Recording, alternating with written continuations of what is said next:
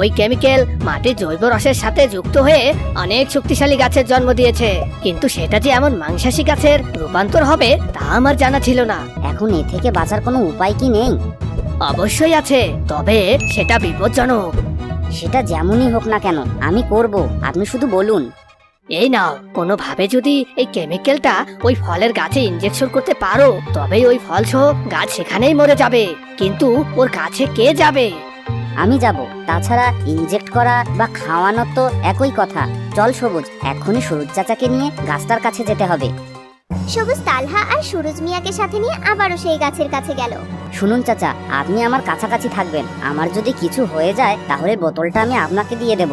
আপনাকে তখনই বাকি কাজটা শেষ করতে হবে।